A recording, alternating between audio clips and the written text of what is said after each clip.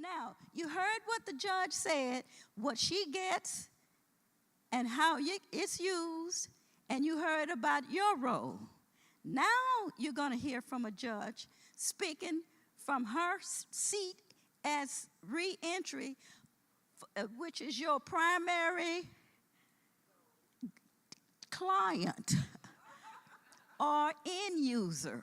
So we got to start using these other words so that they can feel different. They're your client. They're the end user of your product. They're the key customer for your process. You got that? You taking notes on this? Okay. No more ex-offender. Judge Trudy M. White is a native of Baton Rouge. Everybody from Baton Rouge goes, yay! And a graduate of McKinley High School. Oh, whoa, whoa. Howard University. And no cheers for Howard. And the LSU Law Center, that place where I helped integrate the library in 1960. She's a graduate of Harvard University's J.F. Kennedy School of Government, senior executives in state and local government, and Northwestern University's Kellogg School of Management Women's Director Development Programs. Judge Trudy was the first, everybody say the first, African-American female elected to the Baton Rouge City Court, Division B.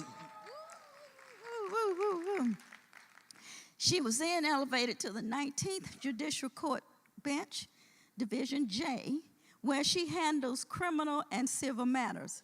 Immediately prior to becoming judge, she was executive director of the Louis A. Martinet Legal Society's pro bono program. Everybody know what pro bono is, right? Free, okay, which was housed at the Leo S. Butler Community Center. As executive director of this pro bono organization, she was responsible for litigating the legal cases and managing the office. In large part, it was a result of her public service to indigent citizens that the community, oh, there's that word, the what? The community encouraged her to run for Baton Rouge City Court Judge. Ladies and gentlemen, not Judge Judy, but Judge Trudy. Let's give her an applause.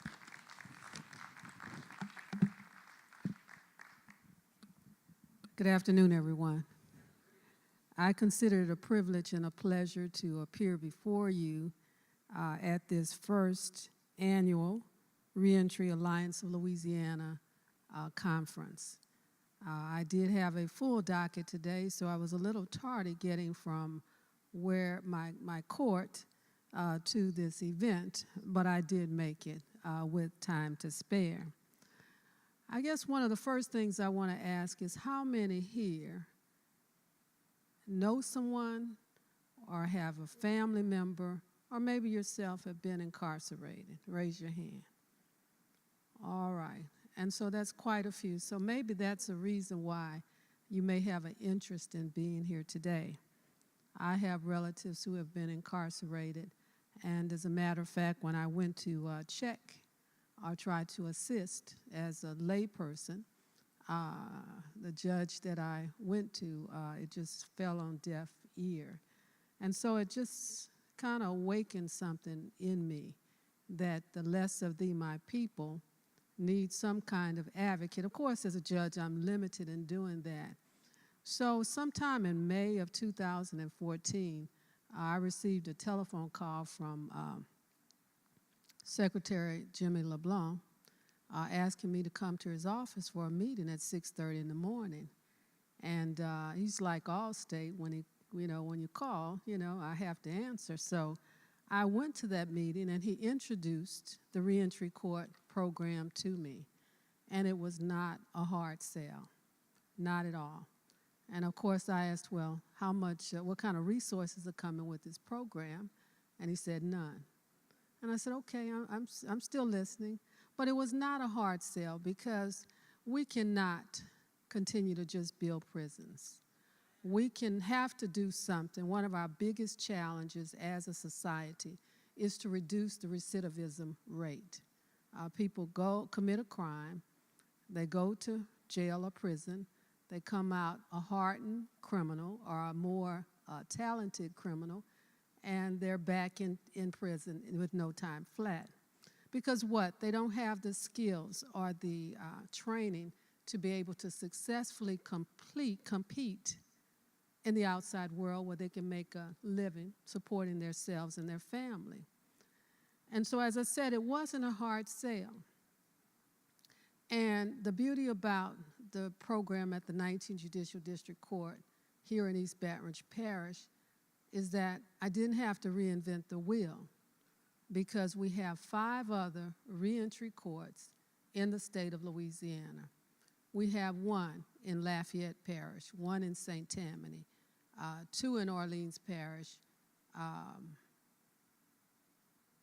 1 in Jefferson, and then the 1 in East Baton Rouge Parish.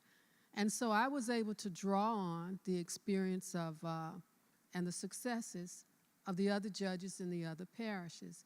And let me tell you, we're networking, we're getting it together, we're finding out what works, and we're finding out how to make the program and the services better.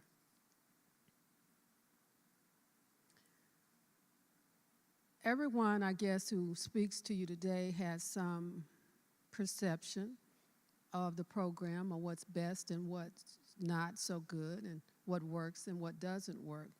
But I guess from my perspective, I see reentry as 2 types.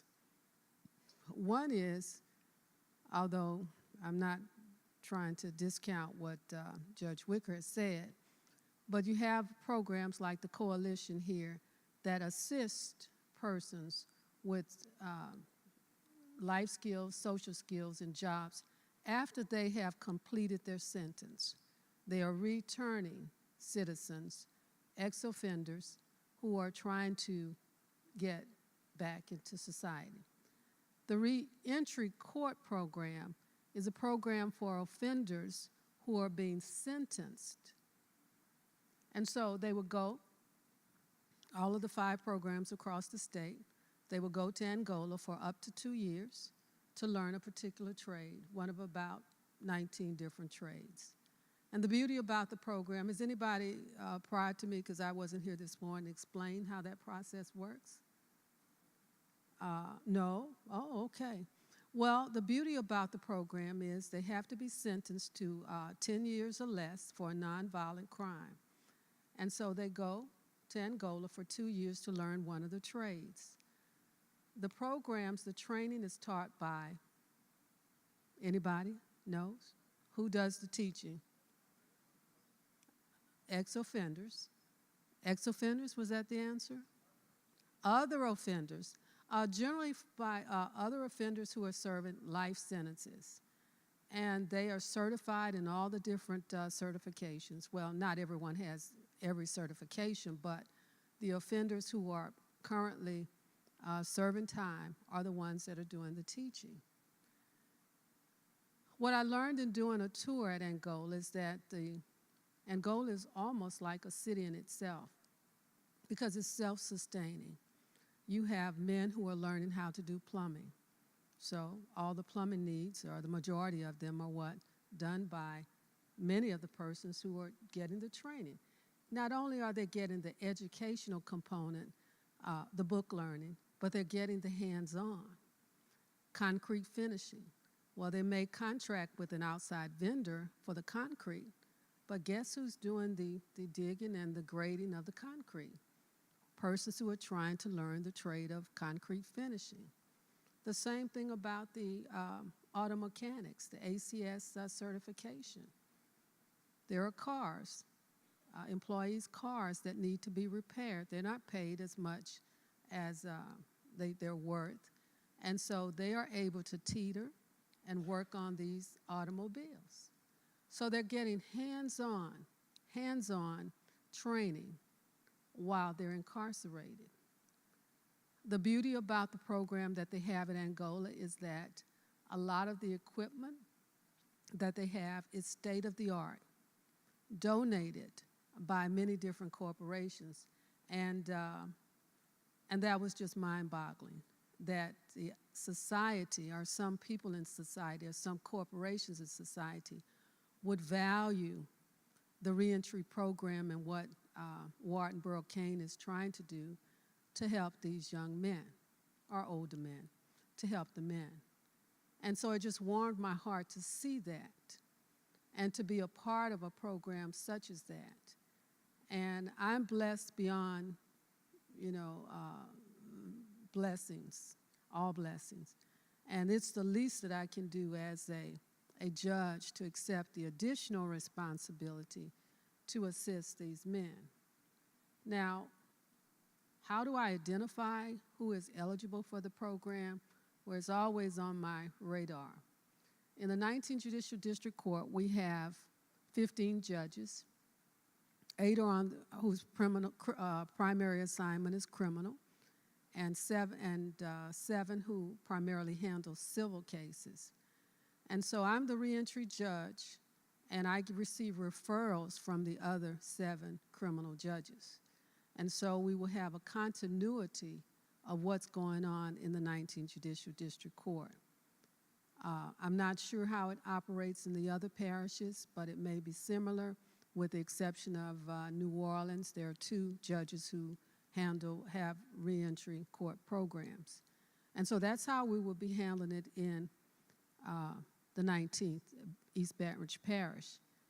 Now, they have 2 years in which to get the training, up to 2 years in 1 or more skill sets. So right now, I'm at the stage, being a young program, in trying to put the infrastructure out and trying to make appeals to people like you, the community, to be able to support these men and women, because LCIW has a small component, not as comprehensive as the one in Angola. And that was one of the points I made to the Secretary LeBlanc. I said, well, okay, I'll go with this, but we have to do something for our women. Because if you train a woman, you train a nation. And so he committed to that, and there is a satellite program, small, but he is a man of his word, and that's coming, I truly believe. And so we are doing all we can to make sure, in the meantime, for this 2 years, to set up relationships with vendors, and vendors who will be able to assist the returning citizens so that they won't revert back to some of their old ways. Obviously, we will have an assessment.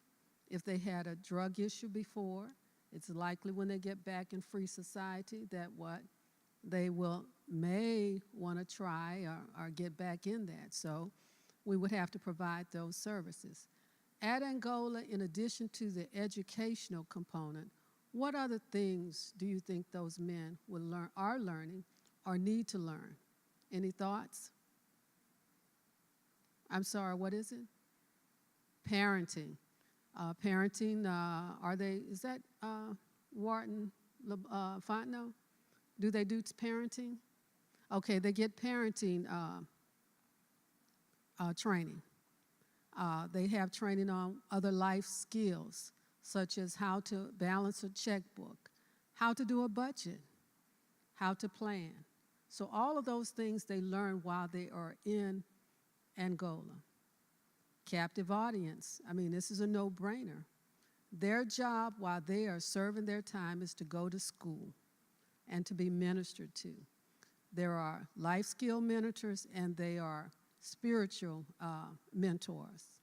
There are a number of men who have received their certifications, their ministerial certifications, and they are ministering morals and values to these men.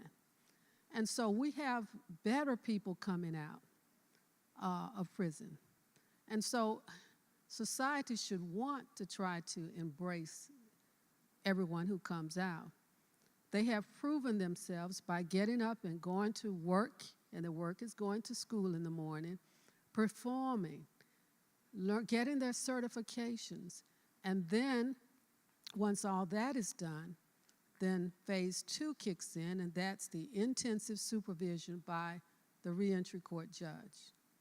Now, I'm going to have to do an assessment for each and every man to determine what will be best for them, what kind of services they will need to be able to succeed on the outside. I will have had an opportunity to visit them on site and speak to their trainers at Angola, because I plan to visit, 3 to 4 times a year to just check on them, okay? Everybody likes the attaboys and attagirls. And so, and coming from a judge saying, I believe in you, I trust in you, then that's big, especially my first candidates. They have got to succeed. And I want to make sure that they succeed, and I will do everything that I can to make sure that that happens. But they have to be highly motivated. They have to want it. And that's some of the due diligence that I do on the front end to make sure that we've selected a good group of people. And so the other 7 criminal court judges can make referrals, but I still have to interview them to make sure that they're actually committed to the tenets of the program. Because we have to have people who are willing to do the hard work. And it's hard work doing right. It's hard work trying to get that GED that you just didn't think much of when you were in free society. And so GEDs and the training and the skill sets. Now it costs us to house these men. And so a person who have been given a 10-year sentence, after 2 years, he's eligible to be what? Reevaluated, released on probation. So that would knock off 8 years, perhaps. 8 years that the state would have to pay for their stay at Angola or in some institution within the Department of Corrections. And then they will become what? Taxpayers and not tax burdens. And so it's a win-win for everyone. So the intensive supervision kicks in then. All right, where are they going to stay? All right, I'm going to have to evaluate that. And I'm a hands-on kind of gal. And if I have to go out in the field and knock on doors and look at the environment of where they're going to stay and see that it's not conducive, I'm going to have to find them another place to stay. Haven't figured out how we're going to pay for it, if we're going to get on credit or what, but we're going to somehow find a way to get it done. Certainly they will have a job. It would hurt my heart to almost guarantee, and I'm not going to get in the business of guaranteeing everyone a job, but that's what I want to do. But I want to let them know that I will do everything I can to make sure that they have a job, that they can enjoy all of the nice things that society offers. The cell phone, a car, a nice home, and be able to provide for their children. And so those are the kinds of jobs with insurance and benefits. Those are the types of jobs that I will be looking for these candidates. And so I've been sidetracked by this thing called campaign. So fortunately, I was reelected. Yeah, it was a tough campaign, so that was the biggest thing. If I'm not reelected, what's going to happen to my reentry court? So I don't have to worry about that. I was elected, and so now I can get back to the business of forging relationships with vendors and with businesses to hire these men and women when they come out. And so what will be the perception of someone who's released, because they look just like your uncles, your father, your brother? No one would know necessarily that they are a returning citizen unless it's made known. I mean, we're not hiding anything for anyone, but I want our first group, I want everybody really to have a successful reentry and a successful career, whatever vocation they choose while they're at Angola. And so it's my goal to find that optimal job where they can make as much money as they can, help them with their finances, and then after they're off on probation, hopefully they will have learned the skills to be able to succeed. And I just feel that this is just one way where we can really make an impact on the recidivism rates that are driving us crazy here in Louisiana. And so we're going to rely heavily on volunteers. We're going to need mentors. We're going to need housing. We're going to need transportation. And I haven't quite figured it out for East Baton Rouge Parish. But like I said, I don't have to reinvent the wheels. It's nothing. I have a problem asking for me, but I can knock on Jerry Lane's door and ask for, someone else. And certainly, if you have someone with the certifications, everybody wants someone who's trained, because it's a good business practice to have trained people to do the job for your business. And then I'll even be checking on them at their job, just passing through or what have you. And so this is what I like and love about the reentry program. I've had the opportunity to tour Angola on several occasions, and I'm just super, super impressed that the decision I made on that day, or the commitment I made to Secretary LeBlanc, was not in vain, because when I make a commitment, I stick with it. So I'm not sure if we have any time for questions or if that's part of it, but that's a highlight of the reentry program. How it really works in our court is that my first 2 referrals were not identified by me. When I went on the first tour, I brought my public defenders that work in my court and my prosecutors who work in the court. They were sold on the program when we toured Angola. And so when they saw an individual, as they're trying to negotiate a plea, when they saw that, hey, this person may be a good candidate, they asked for a sidebar and come talk to the judge. Now, you can be charged with a violent crime, but you cannot be convicted of a violent crime to be eligible for the program. And the very first guy, I think he had a charge with a attempted second-degree murder. He was a lookout. He wasn't the one that shot the gun. And he had another charge, but he was just there. He wasn't the person that actually did it. And so his family came to court every time, so I saw that he had the family support. And so I spoke with him, gave him one of my little brochures that explained the program, gave a brochure to the family, directed them to watch the video, and if any of you want to watch the video that explains the program, just go to YouTube, and it's under Orleans Reentry Court. That video was produced by the offenders at Angola. So if you Google Orleans Reentry Court, that's the same program that it describes the program at Angola, and it's very, very heart-wrenching and touching. And after you see that, I believe that you would want to buy in. It fully explains the connection between the different mentors, the educational components, the moral mentors, and the life skill coaches and those kinds of things. And so in the negotiation process, the public defender and the state felt that, these 2 guys were good candidates. And so we talked about it, and I agreed, because they did not have any structure in their family unit.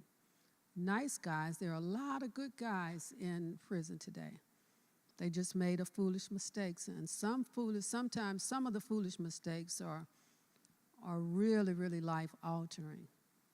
But I do believe in redemption, and I do believe in second chances. But I also believe that there needs to be consequences for what one does. So that's the reentry court program in a nutshell at the East Baton Rouge Parish Courthouse. All of the programs run a little differently. We are doing the best that we can to unify our forms so that everybody is on the same page. We have been Skyping, sitting in front of monitors, all the judges in the different program, so that we can use the same language and understand what everybody else is doing, adapt this procedure to our procedure, so it's working.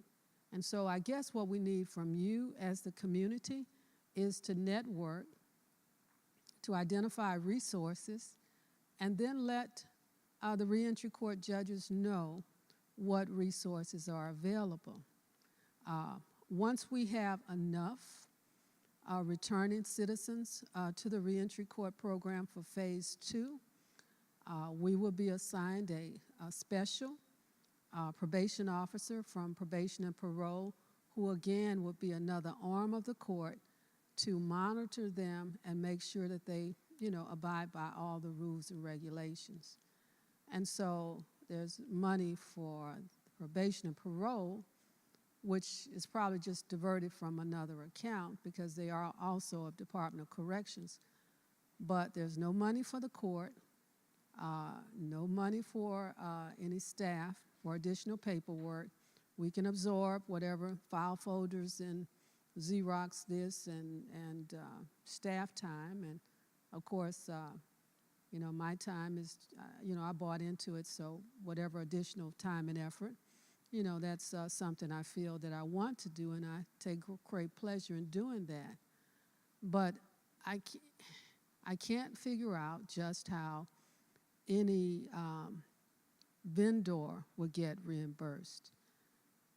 You see, I got a feeling that at some point I'm going to be inundated with requests. Hi, I teach substance abuse.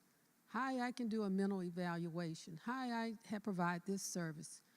Well, it's kind of hard, even with what I do on a day-to-day basis, to have to manage, 10 or 12 different vendors doing 10 or 12 different services.